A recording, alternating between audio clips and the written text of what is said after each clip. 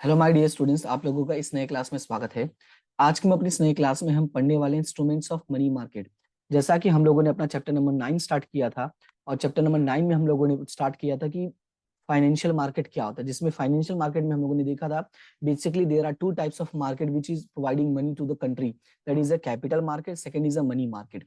उसमें भी हम लोगों ने क्या स्टडी किया था कि जो कैपिटल मार्केट होता है वो लॉन्ग टर्म के लिए होता है, और जो मनी मार्केट होता है वो शॉर्ट टर्म के लिए होता है। राइट। फिर हमने मनी मार्केट के बारे में डिटेल में स्टडी किया था, कैपिटल के बारे में अभी स्टडी नहीं किया है। बस मैंने बेसिक इन्फॉर्मेशन प्रोवाइड कर दिया था कि कैपिटल मार्केट क्या होता है और मनी मार्केट क्या होता है, बेसिक इन्फॉर्मेशन। राइट। आज फिलहाल जो है टॉपिक वो स्टार्ट करेंगे इंस्ट्रूमेंट्स ऑफ मनी मार्केट। तो अगर आप लोगों ने पिछली वाली क्लास नहीं देखी है तो वो क्लास जरूर देख लेना। उसका लिंक मैं आपको डिस्क्रिप्शन में प्रोवाइड कर दूंगा। प्लेलिस्ट ऑलरेडी मैंने बना दिया फाइनेंशियल मार्केट के नाम से, उसी में वो मैंने ऐड कर दिया है। ओके, तो स्टार्ट करते हैं इंस्ट्रूमेंट्स ऑफ मनी मार्केट। याद रखना है कि जब भी हम मनी मार्केट की बात करते हैं, सो बेसिकली जो मनी मार्केट होता है वो लेस देन 1 ईयर होता है। ये याद रखना है, 12 मंथ्स और लेस देन 12 मंथ्स, यानी कि 1 ईयर और less than 1 year. Okay, now let's start the topic. The maturity period of money market is either 1 year और लेस देन 1 ईयर। ये मैंने पहले ही बता दिया। Secured and unsecured both both the types of instruments are traded in a money market. ये तो basically basic point था। यहाँ पे ये 5 टॉपिक बहुत इंपॉर्टेंट है। Number 1, the main instruments of money market are as follows. Number 1, treasury bill. Number 2, commercial bills. Number 3, certificates of deposit. Number 4, commercial bills. And number 5, call money और notice money. ध्यान से सुना, there are total 5 types of money market or 5 instruments of money market: treasury bills, commercial papers, certificate of deposits, commercial bills, and call money or notice money. Okay, now let's start topic one by one. सबसे पहले बात करते हैं treasury bill की। तो treasury bills क्या होता है, देखो एक दिमाग में एक बात रखना है, इसमें जो भी मैं चीजें अंडरलाइन करूंगा बस वही चीजें आपको याद रखना है, nothing less nothing more. Okay, दिमाग में सीधी सी बात रखना कि जितना मैं यहाँ पे टॉपिक आपको एक्सप्लेन करूंगा, जिन वर्ड्स के नीचे मैं अंडरलाइन करूंगा उन वर्ड्स के नीचे आप अपनी बुक में अंडरलाइन कर लेना, और आपको वही दिमाग में रखना है, और वही चीज एग्जाम में आपको लिखने में भी हेल्प करेंगे। तो सबसे पहले स्टार्ट करते हैं ट्रेजरी बिल। देखो ट्रेजर का मतलब क्या होता है, खजाना। ध्यान से सुना, नॉर्मली ये स्टोरीज में, कहानियों में, बचपन में या कार्टून्स में सुना होगा ट्रेजर। ट्रेजर, तो ट्रेजर का मतलब बेसिकली क्या होता है, खजाना। और बेसिकली हम जानते हैं कि हमारे कंट्री में खजाना जो है वो किसके पास होता है, हमारे पास जो भी खजाना होगा वो कौन रख लेगा, सीधा गवर्नमेंट रख लेगी। लेकिन क्या है कि पैसों के मामले में गवर्नमेंट सामने से खुद नहीं आती है। उसके लिए गवर्नमेंट ने किसको बिठा के रखा हुआ है, आरबीआई को। इसका मतलब क्या है कि जहां पे भी पैसों की प्रॉब्लम होती है, जो गवर्नमेंट है वो किसको इंस्ट्रक्ट करती है, आरबीआई को। Right. So it means treasury bill is connected with the RBI. आप समझ में आए इतना बात कि ट्रेजरी बिल किससे कनेक्टेड है, डायरेक्टली आरबीआई से कनेक्टेड है। तो यहाँ पे फर्स्ट पॉइंट तो कंप्लीट हो गया। क्या कंप्लीट हो गया, treasury bill is a short term financial instrument. ये बात मैंने पहले एक्सप्लेन कर दिया कि जितने भी मनी मार्केट्स होते हैं, मनी मार्केट्स का मेन टारगेट होता है to provide the finance for a short term period, और लेस और we can say for to provide finance for 1 year और less than 1 year. Right. So अब यहाँ पे दिमाग में रखना है, which is issued by RBI on behalf of a government of India. तो ये बात मैंने पहले ही बोल दिया कि ट्रेजर का मतलब होता है क्या, होता है खजाना। और खजाना जो होता है हमारे देश में किसके पास होता है, गवर्नमेंट के। हमारे क्या, सभी देशों में गवर्नमेंट ही खजाना रख लेती है। देश में जो भी, मतलब किसी भी कंट्री में अगर कोई भी ट्रेजर मिलता है तो वो गवर्नमेंट ही रख लेती है। राइट। लेकिन यहाँ पे गवर्नमेंट सामने से आके काम नहीं करेगी, उसने किसको अपॉइंट किया हुआ है, आरबीआई को। सो treasury bill is issued by RBI on behalf of a government of India, यानी जीओआई। क्लियर है, तो ये आपका फर्स्ट पॉइंट कंप्लीट हो गया। Treasury bill is the important component of money market all over the world. तो ये तो नॉर्मल लाइन है, जैसे कहते हैं ना कि एक एक्स्ट्रा लाइन में लोग ऐड कर देते कि भाई हाँ ये हर जगह होता है ना। Government procures borrowed money for a short period through treasury bill. जैसा मैंने बोला कि गवर्नमेंट को भी पैसे की जरूरत पड़ती है, गवर्नमेंट को भी पैसे की रिक्वायरमेंट होती है, तो गवर्नमेंट खुद आके हमसे पैसे नहीं मांगती। और अगर वो खुद आके हमसे पैसे मांगे तो हम देंगे भी नहीं। हम बोलेंगे ना भाई इतना सारा सामान ऑलरेडी दे के रखा है, हम सब कुछ इतना दे रहे, टैक्स दे रहे, तो बार बार पैसे मांगने क्यों आ जा रहे। तो गवर्नमेंट ने क्या किया है कि गवर्नमेंट ने एक अलग पर्सन को अपॉइंट किया, that is RBI. Okay, government ने आरबीआई को अपॉइंट किया, और आरबीआई क्या करती है, आरबीआई इशू करती है ट्रेजरी बिल्स। क्या इशू करती है, treasury bills. And with that of treasury bills the government procures borrowed money for a short term period. यानी अगर गवर्नमेंट को कोई शॉर्ट टर्म प्रोजेक्ट्स के लिए या शॉर्ट टर्म नीड्स के लिए पैसों की जरूरत होती है, तो वो आरबीआई को इंस्ट्रक्ट करते हैं कि भाई आप पब्लिक से आप पैसे लो। और आरबीआई डायरेक्टली आके पब्लिक से पैसे नहीं मांग सकती, तो आरबीआई उसके बदले उनको क्या देती है, ट्रेजरी बिल देती है। अब क्वेश्चन ये राइज होता है कि पब्लिक भी उनको ट्रेजरी बिल क्यों परचेस करे, यानी इनको पैसे क्यों दे। सिंपल सा बात समझो कि हम गवर्नमेंट को क्या दे रहे हैं, लोन दे रहे हैं। हम क्या दे रहे हैं, गवर्नमेंट को लोन दे रहे हैं, और लोन के बदले में हमको क्या मिलने वाला है, इंटरेस्ट मिलने वाला है। राइट। और अब यहाँ पे जो लोन मिलने वाला उसके बदले में हम क्या सामने से ले रहे हैं, ट्रेजरी बिल यानी डॉक्यूमेंट परचेस कर रहे हैं, सो दैट कि हमारे पास प्रूफ हो, देखो भाई हमने आपको पैसा दिया था। क्लियर हुआ इतना? तो अब इसमें याद रखना है, government procures borrowed money for short period and procures borrowed money through treasury bills, right. It possesses cash liquidity as the maturity date of treasury bill is either 91 days, 182 days और 364 days। थोड़ा ये याद रखना है कि जो treasury bills होता है बेसिकली 3 टाइप्स के हो सकते हैं, 91 डेज, 182 और 364। 91 का मल्टीप्लाई करो 182, 182 का मल्टीप्लाई कर दो 2 से 364, तो ये याद रखना है। अच्छा, एक बात और मैंने कहा कि गवर्नमेंट को जब पैसे की जरूरत पड़ती है तो गवर्नमेंट पब्लिक से पैसे लेना चाहती है, बट डायरेक्टली आके पैसे नहीं लेके वो आरबीआई की हेल्प से बोलती है कि आरबीआई भाई जाके आप पैसे ले लो पब्लिक से। और आरबीआई भी क्या बोलती है, पब्लिक से बोलती है भाई हमको कुछ पैसों की जरूरत है, can you provide us loan? तो पब्लिक बोलती है yes we can provide you, लेकिन हमको क्या मिलेगा? तो वो लोग बोलते हैं इंटरेस्ट। लेकिन मैंने कहा कि इंटरेस्ट पे करेंगे, बट यहाँ पे देखो क्या लिखा है, treasury bill is a zero coupon bond because interest is not paid on it. यानी कि एक बात याद रखना है, इंटरेस्ट पेड नहीं होता है। तो क्वेश्चन है कि हम क्यों अपना पैसा फिर उनको दे जब हमको इंटरेस्ट ही नहीं मिलेगा? तो ध्यान से सुनना, it is known as zero coupon bond. Why it is known as a zero coupon bond? उसका रीजन जो है वो नेक्स्ट लाइन में है, because treasury bill is issued at discount and redeemed at par. ध्यान से सुना, it is issued at discount and redeemed at par. मतलब क्या है, जैसे कि समझो एक ट्रेजरी बिल है जिसकी प्राइस है 25,000, राइट। कितनी प्राइस है? 25,000। तो ये हो गया आपका पार वैल्यू। गवर्नमेंट ने क्या बोला, यानी आरबीआई ने क्या बोला पब्लिक को कि पब्लिक आप सिर्फ हमको दो 23,500। कितने रुपीस दो? 23,500। ध्यान से सुनना, एक ट्रेजरी बिल है जिसकी वैल्यू है 25,000, बट पब्लिक को आरबीआई ने बोला कि आप हमको कितना पे करो? सिर्फ 23,500, and the investor is paid the value, right, at par, that is 25,000 maturity date, और हम आपको पे कर देंगे मेच्योरिटी डेट पे कितना? 25,000। इसका मतलब ये हुआ कि आपको एक्स्ट्रा कितना मिल जाएगा? आपको एक्स्ट्रा मिल जाएगा 1,500 रुपीज। तो यही आपका क्या हो जाएगा? बेनिफिट हो जाएगा। और ये कम टाइम के लिए इश्यू करते हैं, लाइक 91 डेज, 182 डेज और 364 डेज। तो नॉर्मली कम टाइम के लिए इशू करते हैं, इसलिए पब्लिक को भी प्रॉब्लम नहीं होती। हाँ चलो अच्छा है। Thus the difference between this amount is return for the investors. तो याद रखना है कि जो ये पार वैल्यू और डिस्काउंट वैल्यू यानी रिडीम वैल्यू और इशूड वैल्यू के बीच का जो डिफरेंस होता है, that is the return for the investors. Treasury bill is also known as a T bills. याद रखना है, ट्रेजरी बिल शॉर्ट में टी बिल्स भी बोलते हैं शॉर्ट में। तो ये याद रखना है कि treasury bill is also known as a T bills. Okay, तो अब यहाँ पे देखोगे तो मैंने अंडरलाइन किया हुआ है, नंबर 1 मैंने क्या बोला, it is issued by the RBI on behalf of a government. तो ये आपको याद रखना है, it is issued by the RBI on behalf of a government. Government procures money through through treasury bills. और ट्रेजरी बिल्स का जो maturity date होता है वो कितना था? 91 days, 182 days and 364 days. It is also known as a zero coupon bond because interest is not paid on it. Why interest is not paid on it? Because it is issued, ध्यान से सुनना, it is issued at discounted redeemed at par। और ये आ गया point number 6 example, और last में यहाँ पे पॉइंट नंबर 7। कहने का मतलब क्या है, जितने मैंने अंडरलाइंस किया है बस इतने ही दिमाग में तुम्हें याद रखना है, और अपने आप एक तुम्हारा परफेक्ट आंसर रेडी हो जाएगा। Okay, now move to the next point, commercial paper. अब ध्यान से सुना, कॉमर्शियल पेपर क्या होता है, ये भी बहुत इंपॉर्टेंट है और बहुत इजी टॉपिक है। Commercial paper became more popular at the end of world level after 1980। तो हमें उससे कोई मतलब नहीं, बस दिमाग में रखना है कि भाई ये काफी पुराना है।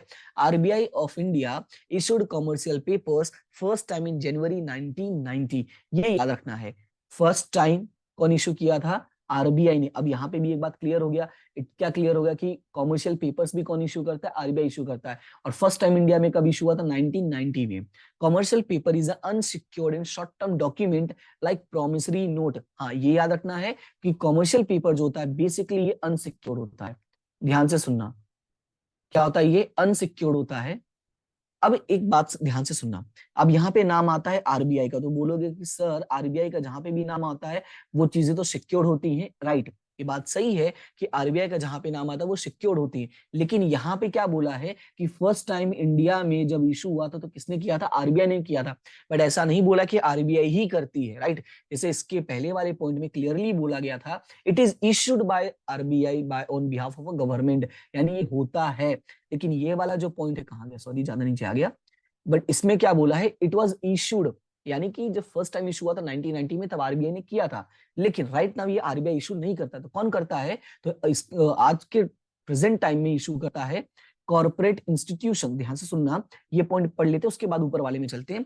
So it is issued by the corporate institution having high credit worthiness. याद रखना है ये point, it is issued by corporate institution having high worthiness whose financial condition is strong। In short कहने का मतलब ये है कि कॉमर्शियल पेपर्स वही कंपनीज इशू कर सकते हैं, वही इंस्टीट्यूशन इशू कर सकते हैं जिनका जो क्रेडिट वर्थिनेस है, या यूं बोलो जिनका आरबीआई की नजर में जो मार्केट वैल्यू है वो अच्छा हो। मार्केट वैल्यू का मतलब फाइनेंशियल कंडीशन जिनका अच्छा है आरबीआई की नजर में, वो लोग इशू कर सकते हैं। आरबीआई इस पे काम नहीं करती है। क्लियर हुआ इतना ना। कॉमर्शियल पेपर इज अनसिक्योर्ड, सीधी सी बात है, जब आरबीआई डायरेक्टली काम नहीं कर रही है और कोई और इशू कर रहा है, कोई कॉर्पोरेट इंस्टीट्यूशन इशू कर रहे हैं, right, so it means it is unsecured, right, it is unsecured short term document like promissory note, ये वर्ड याद रखना है। It is instrument to procure short term fund, तो ये तो सेम कॉमन लाइन होगा सब में। It is a negotiable instrument and therefore transferable. अच्छा, एक बात याद रखना है, it is a negotiable instrument. जहां पर भी नेगोशिएबल वर्ड आता है, ये आपके लिए काफी इंपॉर्टेंट रहने वाला है ये वर्ड, जहां पे भी नेगोशिएबल इंस्ट्रूमेंट आता है, नेगोशिएबल का मतलब क्या होता है वो सुनना। जैसे कि मान लो मैंने 100 रुपीज का एक बुक परचेस किया स्टेशनरी से, ठीक है, स्टेशनरी, वहां से मैंने एक बुक परचेस किया, फिर उस स्टेशनरी वाले की वाइफ ने उसी पैसे का यूज करके मार्केट से वेजिटेबल्स परचेस किया, फिर वेजिटेबल्स वाले ने उसी पैसे का यूज करके मार्केट से अपने लिए क्लोथ्स परचेस किया, राइट। उसके बाद जब मैं दुकान पे गया क्लोथ्स परचेस करने तो वो क्लोथ्स वाले ने वो पैसे ही मुझे ही रिटर्न कर दिए as a change.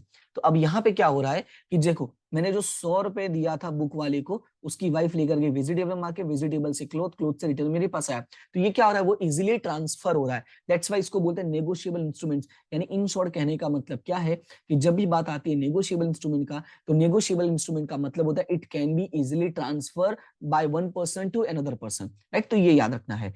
corporates and financial institutions can issue commercial paper for minimum 7 days and maximum 1 year। अच्छा, एक बात याद रखना है कि जो कॉर्पोरेट्स होते हैं, फाइनेंशियल इंस्टीट्यूशंस होते हैं, वो इश्यू कर सकते हैं कितने टाइम के लिए, मिनिमम 7 डेज के लिए एंड मैक्सिमम 1 ईयर के लिए। तो यहाँ पे मैं एक चीज बताना चाहूंगा, ये आपके बुक में जो 7 डेज लिखा हुआ है ये रॉन्ग है, क्योंकि मैंने एक्चुअली सर्च भी किया था, तो ये 7 डेज नहीं है, बुक में 7 लिखा हुआ, बट मैंने गूगल करके चेक किया और भी चीजें कंफर्म की, तो ये मिनिमम 15 डेज दिखा रहा है। सीधी सी बात है, अगर सिर्फ 7 दिन के अंदर ही हो जाएगा काम, तो आई डोंट थिंक कि अब ऐसा तो है नहीं कि प्रोसीजर नहीं होते होंगे, प्रोसीजर तो होते ही हैं। और जहां पे प्रोसीजर्स की बात आती है, आपको पता है कि प्रोसीजर करने में 6-7 दिन लग जाता है, तो 7 दिन के अंदर इशू कैसे होगा। दैट्स वाई यहाँ पे बोला है मिनिमम 15 डेज और मैक्सिमम कितना है, 1 ईयर है। तो थोड़ा ये याद रखना है कि आपकी बुक में 7 डेज लिखा हुआ है, इसको रेक्टिफाई करके लिए 15 डेज कर लेना, राइट। तो यहाँ पे मैं इसको अच्छे से लिख देता हूँ, मिनिमम 15 डेज, यहाँ पे मैं 15 लिख देता हूँ। तो ये आपको याद रहेगा कितने दिनों के लिए इशू करते हैं, मिनिमम 15 डेज के लिए, ठीक है। अब वापस सुनना, कॉमर्स जो ये कॉर्पोरेट कॉमर्शियल पेपर्स होता है, बेसिकली कौन इशू करता है, कॉर्पोरेट एंड फाइनेंशियल इंस्टीट्यूशन। कितने टाइम के लिए इशू करते हैं, minimum 7 days and maximum 1 year. Now it is regulated by RBI. एक बात मैंने पहले ही बोला, इनिशियल स्टेज में सबसे पहले किसने इशू किया था, सबसे पहले आरबीआई ने इशू किया था, मतलब आरबीआई इन्वॉल्व था, बट राइट नाउ उसने ये जो पावर है वो किसको दिया, कॉर्पोरेट्स एंड फाइनेंशियल इंस्टीट्यूशन को दिया है। लेकिन कहीं ना कहीं ये रेगुलेट करता है, right. It is issued for 5 lakh or its multiple a discount and it is also known as a finance paper, industrial paper and corporate paper. तो ये जो दूसरे नाम है वो याद रखना है, finance paper, industrial paper and corporate papers. और दिमाग में ये रखना है कि ये बेसिकली इशू होता है 5 लाख और मल्टीपल्स में, राइट, 5 लाख और उसके मल्टीपल्स में इशू होता है। और कॉमर्शियल पेपर का ज्यादातर यूज जो है बिजनेसमैन करते हैं, जब उनको शॉर्ट टर्म के लिए पैसों की जरूरत होती है और काफी ज्यादा पैसों की जरूरत होती है। अब एग्जाम्पल के तौर पर मान लो काफी ज्यादा, मतलब क्या समझ, मैं एक एग्जाम्पल देके समझाता हूँ। मान लो एक कंपनी है, ध्यान से सुनना, कंपनी और वो मार्केट में शेयर इशू करना चाहती है। अब आपको पता है शेयर इशू करने के लिए भी हमें काफी सारे प्रोसीजर्स को फॉलो करना पड़ता है। Share issue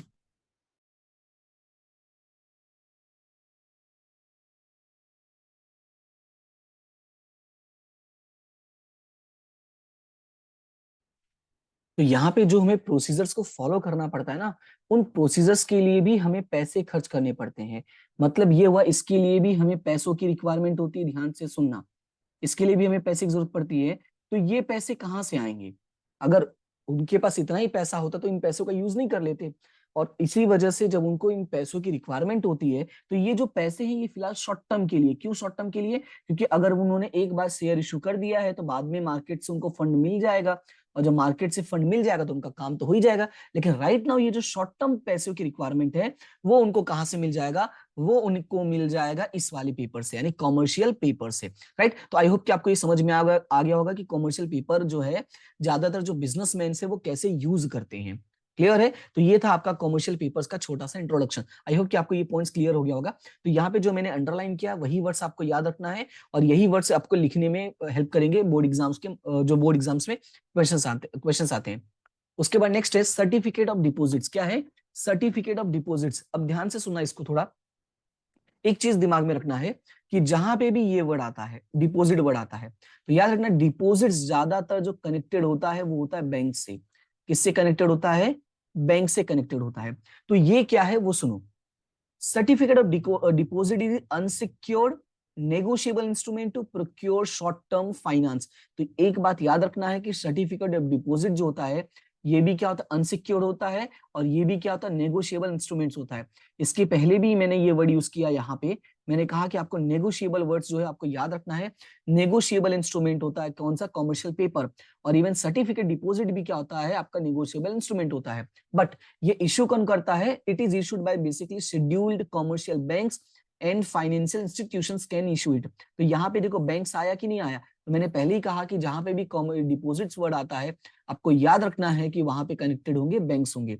certificate deposit is quite different from fix term deposit. अब ध्यान से सुना, यहाँ पे डिपॉजिट वर्ड आया ना, तो डिपॉजिट वर्ड कहीं ना कहीं ऐसा लगता है कि ये फिक्स टर्म डिपॉजिट जैसा है, लेकिन नहीं। फिक्स टर्म डिपॉजिट है ना, थोड़ा सा अलग होता है। ये जो फिक्स टर्म डिपॉजिट होता है ना, ये फिक्स होता है भाई, किसके लिए है? यानी जिस पर्सन ने किया ये उसी का होता है, फिक्स होता है। लेकिन ये कैसा होता है? Certificate deposit negotiable. नेगोशिएबल का मतलब क्या होता है? It can be sold, it can be transferred, right? while fixed deposit is not negotiable and cannot be sold। तो याद रखना है certificate deposit is can be negotiated and can be sold। Scheduled commercial banks are free to issue as per their requirement within the limit of some conditions, and the price of certificate deposit must be minimum 1 lakh rupees. तो ये याद रखना है कि minimum price कितना होना चाहिए इसका? 1 लाख रुपीज होना चाहिए। तो अब सर्टिफिकेट डिपॉजिट और कमर्शियल पेपर, इन दोनों में अगर जो मेजर डिफरेंस है वो देखोगे, तो देखो पहले तो सिमिलरिटीज देखो। ये भी अनसिक्योर्ड है, वो भी अनसिक्योर्ड है, राइट? वो भी नेगोशिएबल है, ये भी नेगोशिएबल है। बस डिफरेंस इतना, ये एक तरह का क्या है? प्रॉमिसरी नोट है, राइट? दूसरा जो डिफरेंस है वो ये है कि ज्यादातर ये कॉर्पोरेट इंस्टीट्यूशंस इशू करते हैं जो हाई क्रेडिट वर्थिनेस होते हैं, और ये ज्यादातर कौन इशू करता है? शेड्यूल्ड बैंक इशू करते हैं। क्लियर है? और ये यहाँ पे जहाँ ये जो टॉपिक है, मतलब ये वाला, ये फिक्स टर्म डिपॉजिट से थोड़ा सा जो है ना, कहते हैं ना कि उसके जैसा लगता है, पर है नहीं। ओके, चलो अभी नेक्स्ट पे चलते हैं। नेक्स्ट है कॉमर्शियल बिल्स। अब देखो कॉमर्शियल बिल्स, तो जहां पे भी बिल्स वर्ड आता है तो आपको याद होगा हम लोगों ने टॉपिक पढ़ा था बिल्स ऑफ एक्सचेंज। क्या पढ़ा था? Bills of exchange. तो बेसिकली जो बिल्स ऑफ एक्सचेंज है ना, उसी को हम लोग बोलते हैं कॉमर्शियल बैंक्स बोलते हैं, सॉरी कॉमर्शियल बिल्स उसी को बोलते हैं। अभी कॉमर्शियल बिल्स क्या है, तो उसके लिए मैं अगर आपको आइडिया दिलाऊं कि बिल्स ऑफ एक्सचेंज क्या होता था, तो आपको ऑटोमेटिक पता चल जाएगा कि ये क्या होता है। आपको पता है कि जब हम जैसे दो पर्सन होते थे, ठीक है, एक सेलर होता था और एक परचेसर होता था, नहीं ऐसे उल्टा करते हैं, चलो सेलर परचेसर ही कहते हैं। सेलर होता है, परचेसर होता था। जब जो सेलर होता था वो परचेसर को गुड सेल करता था on a basis of credit, तो वो अपने पैसों को लेकर टेंशन में रहता, तो इसलिए वो क्या करता था? एक डॉक्यूमेंट प्रिपेयर करता और उस डॉक्यूमेंट को बाद में सेंड कर देता था परचेसर के पास। परचेसर डॉक्यूमेंट को रीड करता, बाद में उस पर साइन कर देता, और साइन करके वो डॉक्यूमेंट रिटर्न करता था। तो ये जो डॉक्यूमेंट था ये क्या बन जाता था? ये बिल्स बन जाता था। क्या बन जाता था? बिल्स बन जाता था। और यही बिल्स यहाँ पर है कॉमर्शियल बिल्स। क्लियर है? तो अब इसको थोड़ा ध्यान से सुनना। when goods are purchased on credit, मैंने क्लियरली बोला ना, ये देखो क्रेडिट वर्ड यूज किया। The trader selling the goods drawers the commercial bill on other trader purchasing the goods. यहाँ पे देखो मैंने क्लियरली बोला, ये सेलर है, ये परचेसर है। सेलर ने गुड सेल किया, बाद में इसने डॉक्यूमेंट बनाया, और डॉक्यूमेंट किसको दे दिया? परचेसर को। परचेसर ने रीड किया, रीड करके साइन कर दिया। तो यहाँ पे देखो क्या बातें क्लियर हो गई। पहला तो जब गुड्स परचेस पे जब गुड्स मतलब परचेस पे सेल या परचेस करते हैं, आई मीन जब गुड्स है वो क्रेडिट पे परचेस या सेल करते हैं तो वो ये यूज होता है। दूसरा बेसिकली ये ड्रॉ कौन करता है, तो ये सेलिंग पार्टी है वो ड्रॉ करती है, right. Say the trader who sells the good draws a commercial bills on the other trader purchasing the goods, right. Commercial bill is a negotiable and arises out of business transactions. तो basically ये business transactions में से ही arise होता है, जैसे ये business transaction ही तो है, और it is also a negotiable instrument. It is unconditional order to pay certain amount in full. अच्छा, ये लाइन थोड़ा इंपॉर्टेंट है, इसको याद रखना है कि जो कमर्शियल बिल्स होते हैं they are basically unconditional order to pay certain amount in full. There are many types of commercial bills such as exchange bills, hundi, inland bills, demand bills, foreign bills. तो हम लोग तो ज्यादातर दो ही के बारे में सुने हैं, एक एक्सचेंज बिल्स और एक हुंडी के बारे में सुना। हुंडी बेसिकली इसी को कहते हैं, लेकिन हुंडी जो है ना इंडिजिनियस यूज करते हैं, यानी जो छोटे मोटे व्यापारी होते हैं, जो छोटे मोटे बिजनेसमैन होते हैं या लोकल टाइप के जो होते हैं वो यूज करते हैं। When bill is drawn by the seller on a buyer, this bills become trade bill। मैंने कहा ना कि जब जो सेलर होता है वो बायर पे ड्रॉ करता है तो ये जो बिल होता है वो क्या बन जाता है, ट्रेड बिल बन जाता है। And when he is sorry when this bill is accepted by the commercial bank, this bill becomes the commercial bill. बात समझ में आया कि नहीं? कहने का मतलब है कि कमर्शियल बिल बनने के लिए इसको काफी लंबा चौड़ा सफर तय करना पड़ता है, ऐसे नहीं कि डायरेक्टली बन गया। पहले वो नॉर्मल बिल होगा, फिर वो ट्रेड बिल बनेगा, ट्रेड बिल से कमर्शियल बिल बनेगा। मतलब यहाँ पे ध्यान से देखो, मैंने कहा एक बिल ड्रॉ करता है, तो जो बिल ड्रॉ किया वहां पे उसने एक्सेप्ट किया तो क्या बन गया, कमर्शियल, ये ट्रेड बिल बन गया। ट्रेड बिल के बाद जब ये इसके पास आया है, सेलर के पास आया, सेलर ने इसको ट्रांसफर कर दिया बैंक के पास, जब बैंक के पास ट्रांसफर किया तब जाके ये क्या बन गया है, कमर्शियल बिल्स बन गया। ओके, सो इसको याद रखना है कि जो बिल होता है बेसिकली ड्रॉ कौन करता है, seller on a buyer, then it becomes bill. और जब ड्रॉ करने के बाद कंफर्म होता है वहां से तो बन जाता है ट्रेड बिल, और जब ये ट्रेड बिल जब कमर्शियल बैंक से एक्सेप्ट कर लेते हैं तो क्या बन जाता है, commercial bill. So this bill is discounted by the commercial bills. अब वो लोग एक्सेप्ट क्यों करते हैं, यानी लिखा ना यहाँ accepted by the commercial banks. Why the commercial banks accept this? Because they are discounting it. Discounting का मतलब यहाँ पे क्या होता है, वो पेमेंट कर रहे हैं, जो सेलर होता है उसको इस बिल के अगेंस्ट में पैसे दे रहे हैं, right. If the bank requires money, it can re-discounted it within the financial institutions। और मान लो बैंकों की भी पैसे की जरूरत पड़ी तो वो दूसरे बैंक में जाके इसको री-डिस्काउंट करवा सकते हैं। और जो जनरली बिल का पीरियड होता है वो 30 डेज, 60 डेज और 90 डेज होता है, तो ये याद रखना है। सो आई होप कि ये पॉइंट आपको क्लियर हो गया होगा। आपका थर्ड टॉपिक था कॉमर्शियल बिल्स, उसके सॉरी फोर्थ टॉपिक था कॉमर्शियल बिल्स। ना लास्ट टॉपिक है कॉल एंड नोटिस मनी। ये one of the most important topic है, ये काफी बार एग्जाम में पूछा गया, शॉर्ट क्वेश्चंस में भी पूछते हैं।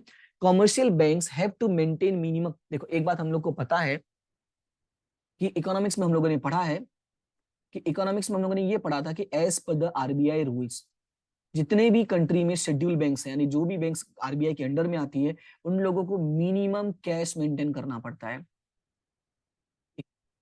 क्यों होता है जो मेंटेन करना पड़ता है, दो जगह, एक आरबीआई के साथ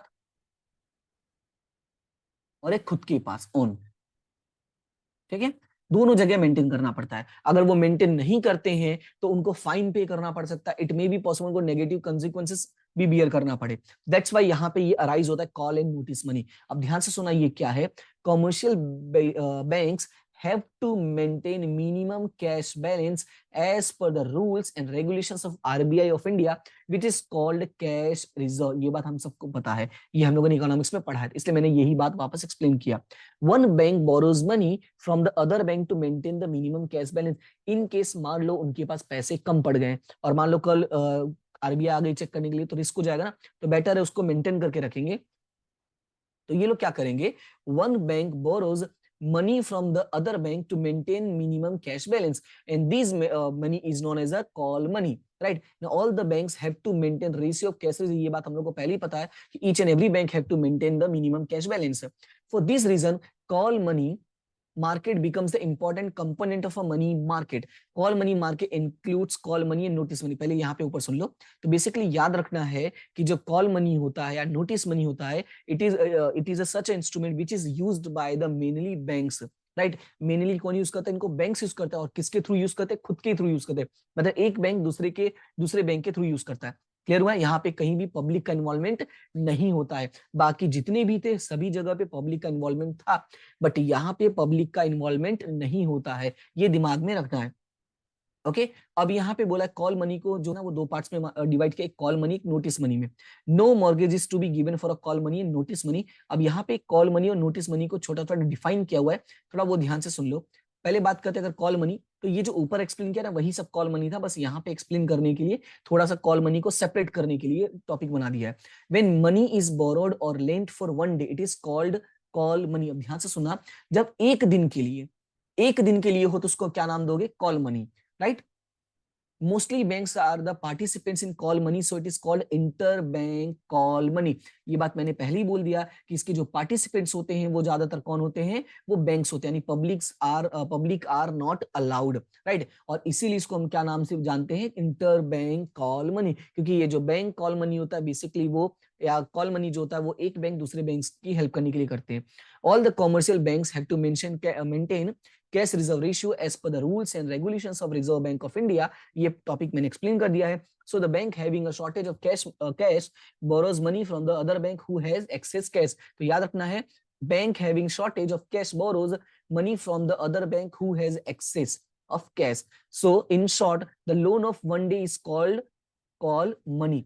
एक दिन के लिए पैसे की जरूरत है तो उसको क्या बोलेंगे, कॉल मनी। लेकिन वहीं अगर पैसे 2 से 14 दिन के लिए जरूरत हो उसको क्या बोलेंगे, नोटिस मनी। आपको पता है जब हम नोटिस देते हैं तो नोटिस का पीरियड ही 6-7 दिन का होता है। इट मीन दैट्स वाई यहाँ पे इसका नाम क्या, ऐसे याद रखना कि जो नोटिस मनी होता है वो 2 से 14 दिन के बीच का होता है। यानी याद रखना है कि कॉल मनी और नोटिस मनी जो है वो एक दूसरे से इंटर रिलेटेड है, बट जो कॉल मनी होता है वो एक दिन के लिए होता है, नोटिस मनी 2 से 14 दिन के लिए होता है। और दोनों के दोनों बेसिकली कौन यूज करता है, ज्यादातर बैंक्स यूज करती हैं, दैट्स वाई इसका नाम क्या, inter bank call money. Clear है। तो ये आपका था instruments of money market. I hope कि ये टॉपिक आपको क्लियर समझ में आ गया होगा। फिर भी कोई भी टॉपिक मतलब जितना एक्सप्लेन किया है इसमें से किसी में भी डाउट रह जाता है, कोई भी पॉइंट में मन में आता है, क्वेश्चन अराइज होता है, तो आप कमेंट करके पूछ सकते हैं। और वीडियो अगर अच्छा लगता है तो लाइक शेयर सब्सक्राइब जरूर करना और अपने इस चैनल को जितना हो सके उतना सपोर्ट करना। ठीक है, तो फिलहाल आज के लिए इतना ही, मिलते हैं नेक्स्ट क्लास में। तब तक के लिए thank you so much and have a good day.